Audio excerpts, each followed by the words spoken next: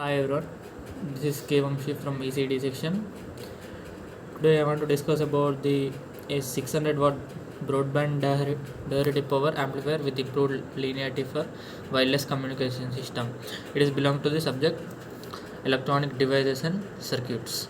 So let us start our session.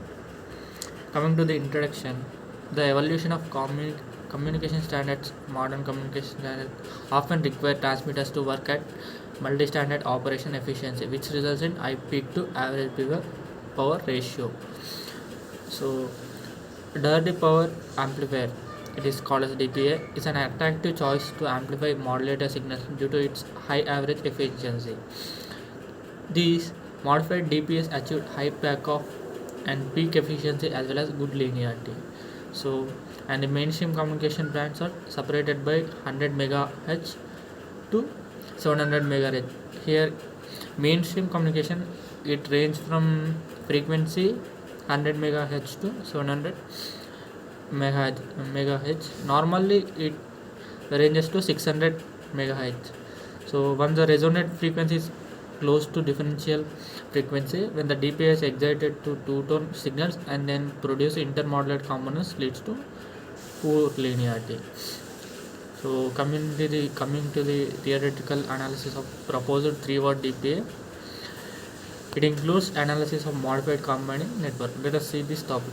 So according to the ABCD matrix, it is a set of matrix of a lambda pi transmission line. The drain voltage and current of carrier peaking PA is written by. So here you can see the matrix form of the transmission line, drain voltage and current carrier and PA. So here left side of the matrix written by VC and IC, and right side uh, right side shows the peaking PA and transmission line form. So here you can see the circuit diagram, which is modified combining network for high power 3 watt DPA. And here is a graph where it shows the fundamental component of drain current profiles versus normalized input voltage, and fundamental component of drain voltage profiles versus normalized input voltage.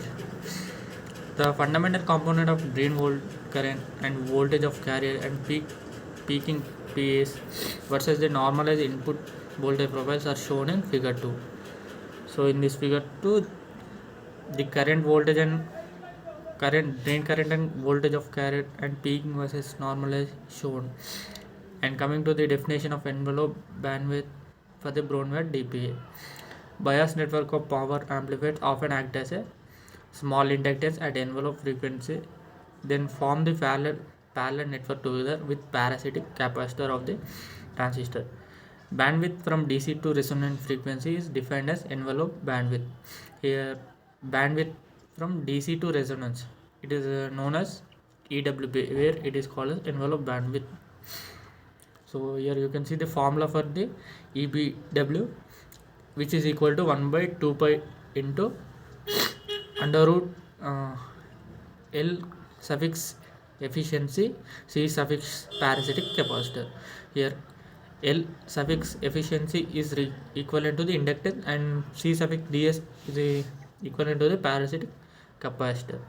So consider a for example, consider a broadband P covering a frequency band from as shown in figure 4b. When this broadband PA is driven by two-tone continuous wave signals whose carrier frequency are and the second order intermodulation IMD2 component falls into region 1. So once the frequency difference equal to EWB, strong nonlinearity and reduced output power occurs. Therefore, EWB should be extended out of region 1 to guarantee a satisfying concurrent performance of broadband PA. So here you can see the circuit diagram related to the above information, which is simplified equivalent circuit of the bias network at the drain of the PA, and right side diagram shows the contribution of second order intermodulation to IMD3 and spectrum broadband of PA under two-tone excitation. So coming to the EBW transmission techniques. The drain bias network is equivalent to an inductance at low frequency and forms parallel resonation together with parasitic capacitor. From the figure 10, although the parasitic capacitor cannot be changed, a conclusion still can be reached that a reduced equivalent inductor makes an higher resonant frequency, which means a wider EBW. So it includes shorter micro strip line of the bias network and balanced DC supply network. So here you can see the uh, normal circuit diagram and practical circuit diagram, which shows the simplified bias network of proposed 3-watt DPA and photograph of the real-time circuit. So coming to the implementation of broadband 3-watt DPA and experimental results. Here you can see the design of broadband 3-watt DPA and simulated performance of proposed 3-watt DPA using continuous wave, measuring performance of proposed 3-watt DPA using continuous wave, and measuring results using two-tone modulator signals. So this graph shows the measuring performance of the 3-watt DPA using continuous waves and two-tone modulator signals. So it is stimulated IMD2 before and after extending EW versus frequency intervals, and right side graph shows the stimulated IMD3 before and after extending EWP versus frequency intervals. Here this table shows the comparison with three-way high power derivative power. So these values vary from different ranges of DPA power signal.